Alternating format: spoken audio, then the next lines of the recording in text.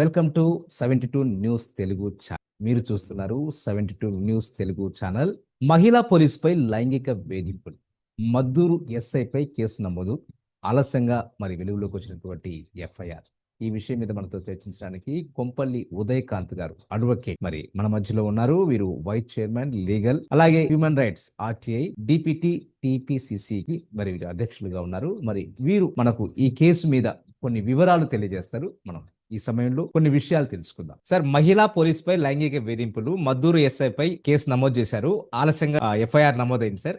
ఈ కేసులో నమోదైనటువంటి సెక్షన్లు 78, 329, 4, 351, 2 ఐపీసీ ప్రకారం కేసు తీవ్రత ఎంత వరకు ఉంటుందంటారు సార్? ఏం లేదు, విజయ్ కుమార్ అని చెప్పి ఒక మహిళ కేసు పెట్టడం జరిగింది. తను లైంగిక దాడి చేస్తా ఉన్నాడు. అండ్ దాని తర్వాత తన ఇంటికి వచ్చేసి గొడవ పెట్టినాడు అండ్ ఫోన్ లో బెదిరించడం ఇవన్నీ చేస్తున్నట్టుగా ఆరోపణలు వచ్చింది ట్రైన్ ఎస్ఐ మీద. ఇది లాస్ట్ ఫిబ్రవరిలో ఎప్పుడో కేసు రిజిస్టర్ అయినట్టుంది. అది ఇప్పుడు కొంచెం లేట్ గా వెలుగులోకి వచ్చింది. సో దీంట్లో ఏమంటే అడుగుతున్నట్టుగా సెక్షన్ 78 ఒక అమ్మాయిని అంటే వేధిస్తూ, అంటే తనకు ఒక పర్సనల్ ఫేవర్స్ గురించి అని చెప్పేసి వేధించినాయి కానీ, లేదంటే కానీ ఫోన్స్ లో కానీ, వాట్సాప్ మెసేజెస్ ద్వారా కానీ, చాట్స్ ద్వారా కానీ ఒకటి ఇబ్బందికరమైన కార్యక్రమాలు ఏం చేస్తే కనుక ఈ సెక్షన్ లో కేసు రిజిస్టర్ చేయడం జరుగుతుంది. And at the same time ఆమె కంప్లైంట్ లో ఏం చెప్తుంది అంటే, నా ఇంటికి వచ్చి గొడవ పెట్టినాడు అండ్ సమ్వాట్ 1,20,000 రూపీస్ కూడా తన వద్ద నుంచి ఇతను తీసుకోవడం జరిగింది. అది తిరిగి ఇవ్వమంటే కూడా తిరిగి ఇవ్వకుండా నన్ను బెదిరించడమే కాకుండా నన్ను వేధిస్తా ఉన్నానని చెప్పేసి ఒక కేసు రిజిస్టర్ చేయడం జరిగింది. దీంట్లో భాగంగా తనని ఇమీడియట్ గా సిపి మన కమిషనర్ ఆఫీస్ కి అటాచ్ చేస్తూ అక్కడ కమిషనర్ ఉత్తర్వులు జారీ. ఈ కేసు తీవ్రత ఎంతవరకు ఉంటుందంట సార్? తీవ్రత అంటే ఏం లేదు సార్. ఇప్పుడు ఎప్పుడైతే ఒక అమ్మాయి మీద ఒక డిపార్ట్మెంటల్ ఆఫీషియల్ ఒకవేళ ఇటువంటి హెరాస్మెంట్ చేస్తే కనుక ఇమీడియట్ గా సర్వీస్ రూల్స్ ప్రకారంగా సస్పెండ్ చేయొచ్చు. అవసరమైతే కూడా డిస్మిస్ చేసే అవకాశాలు కూడా ఉంటాయి ఒకవేళ అఫెన్స్ సివియారిటీ ఎక్కువ ఉంటాయి. బట్ ఇక్కడ వేరే ఈ యొక్క సెక్షన్ కు స్టాకింగ్ అంటారు సార్ 78 బిఎన్ఎస్ లో. దాంట్లో నథింగ్ మోర్ దెన్ 3 years కంటే ఏవో పనిష్మెంట్స్ లేవు. సో అటువంటి క్రైమ్ రిజిస్టర్ అయినప్పుడు కూడా బిలో 7 years అఫెన్స్ కాబట్టి వాళ్ళకి నోటీస్ ఇవ్వచ్చు, సస్పెన్షన్స్ అంటే జైలు అటువంటిది ఏమి ఉండదు. బట్ డిపార్ట్మెంటల్ కూడా ఒకవేళ కేసు తీవ్రత ఎక్కువ ఉంటే కనుక దాన్ని సస్పెండ్ చేసే అవకాశాలు ఉంటాయి.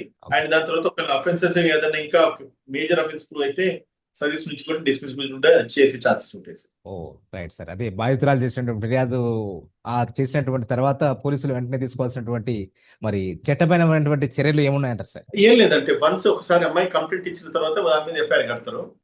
కట్టితే మనకు ఆల్రెడీ ఇప్పుడు పేపర్ లో మనకు పబ్లిష్ అయిన న్యూస్ మనం చూస్తున్నాం కదా. ఇప్పుడు మీరు ఏవైతే సెక్షన్స్ మెన్షన్ చేస్తున్నారో 78 కానీ 230, 329 ఇవి అది క్రిమినల్ ట్రెస్ పాస్ చేసినట్టు కోర్టు ఉన్నది. మళ్ళీ దాని తర్వాత 351 బిఎన్ఎస్ సబ్సెక్షన్ 2 కింద అమ్మాయిని బెదిరించినట్టుగా, తీవ్రంగా బెదిరించినట్టుగా, అంటే అది క్రిమినల్ ఇంటిమిడేషన్ అంటాం. అంటే బెదిరించేసేసి అమ్మాయిని భయభ్రాంతులకు గురి చేయడము, చంపేస్తానో లేకపోతే కొడతానో లేకపోతే ఇంకా నానా రకాలుగా వేధిస్తూ ఉంటారు కదా. సో అందులో భాగంగా ఇంటిమిడేషన్ కూడా ఉందని చెప్పేసి ఆ కంప్లైంట్ ఎఫ్ఐఆర్ లో కూడా ఉంది సార్. సో దీన్ని దృష్టిలో పెట్టుకొని అంటే మేబీ ఒకేలా తీవ్రత ఎక్కువ ఉంటే కనుక ఇద్దరు చెప్పినట్టుగా ఖచ్చితంగా ఎఫ్ఐఆర్ రిజిస్టర్ అయింది కాబట్టి తన మీద ప్రొసీడింగ్స్ కూడా ఉంటాయి. Okay sir, thank you sir. Sir police శాఖలో పనిచేసేటువంటి మహిళలకు ప్రత్యేక రక్షణ నిబంధనలు ఏమైనా ఉన్నాయంటారు సార్? మహిళలకు ఎక్కడైనా రక్షణ ఉండాలి. ఒక పోలీస్ శాఖలని బయట ఎట్లా అట్లా particularly me law enforcement agencies and police అన్న తర్వాత చట్టభద్రతను కాపాడే వ్యక్తులుగా, మళ్ళీ దాని తర్వాత లా ఎన్ఫోర్సింగ్ ఏజెంట్స్ గా ఉంటా ఉన్నారు కాబట్టి వాళ్ళ మీదనే ఇటువంటి లైంగిక దాడులు జరగడం ఒక వంతు. అండ్ దాని తర్వాత వాళ్ళు పోలీస్ అధికారులే మరో మహిళా పోలీస్ ఆఫీసర్ మీద ఇటువంటి వేధింపులకు గురి చేయడం కూడా డిపార్ట్మెంట్ మీద ఒక తీరని మచ్చలాగా మిగిలిపోతుంది కదా. సో కాబట్టి ఇటువంటి ఇన్సిడెంట్స్ ఏమన్నా జరగకుండా చూసుకోవాలి. కానీ జరుగుతూ మాత్రము డిపార్ట్మెంటల్ గా కూడా సివియర్ పనిష్మెంట్స్ ఉంటే మరొకసారి ఎవరైనా చేయడానికి కొంచెము ఆలోచించుతారు సార్. ఒక పోలీస్ అధికారి చట్టాన్ని కాపాడాల్సినటువంటి వ్యక్తే ఆ వ్యక్తిపై ఆరోపణలు వస్తే ప్రజల్లో నమ్మకం దెబ్బతింటుంది కదా సార్. ఏమైనా ఉంటుందా? వాళ్ళు చేసే వాళ్ళు ఉంటారు కావచ్చు. అంటే అందరూ మంచి వాళ్ళే ఉండాలని లేదు కదా. ఎవరి వ్యక్తిత్వాలను బట్టి, ఆలోచన సరళిని బట్టి వాళ్ళు ఎట్లా ప్రవర్తిస్తారు, వాళ్ళు ఎట్లా లైఫ్ వాళ్ళ యొక్క జీవన శైలి కొనతా అవుతా ఉంటది. సో ఒకరు చేసినారు, ఇద్దరు చేసినారని చెప్పేసి మనము పూర్తి డిపార్ట్మెంట్ మీద బ్లేమ్ వేయడానికి ఏం లేదు. అండ్ దాని తర్వాత ఇటువంటి చర్యలు చేపడితే ఎక్కడైనా జరిగినా కూడా వాటి మీద పోలీస్ డిపార్ట్మెంట్ కాబట్టి పనిష్మెంట్స్ మాత్రము చాలా స్ట్రింజెంట్ గా ఉంటాయి. కాబట్టి పోలీసులు ఎవరైనా ఒళ్ళు దగ్గర పెట్టుకుని పనిచేస్తే మంచిది.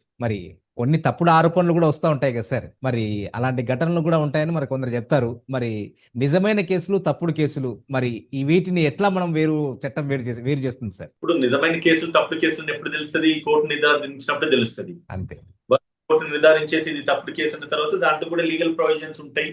ఆ లీగల్ ప్రొవిజన్స్ ప్రకారంగా మీరు ఎవరైతే మీ మీద తప్పుడు కేసులు పెట్టినో చట్టపరంగా వాళ్ళ మీద కూడా చర్య తీసుకోవచ్చు.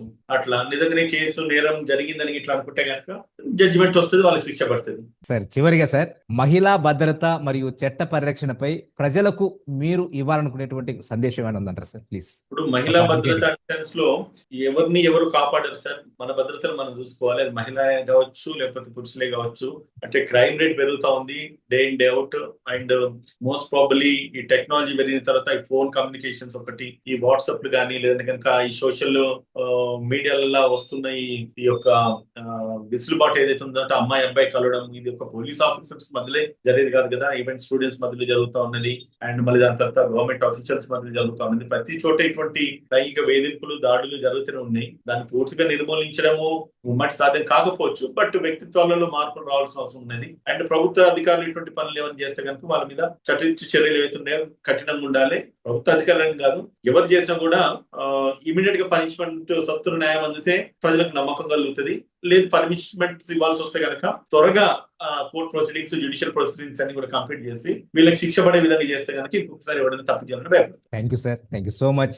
మీ విలువైన సమయాన్ని మాకు వెచ్చించి మరి ఈ యొక్క కేసు విషయంలో అన్ని వివరాలు మాకు తెలియపరిచినందుకు thank you so much sir. Thank you. Thank you sir.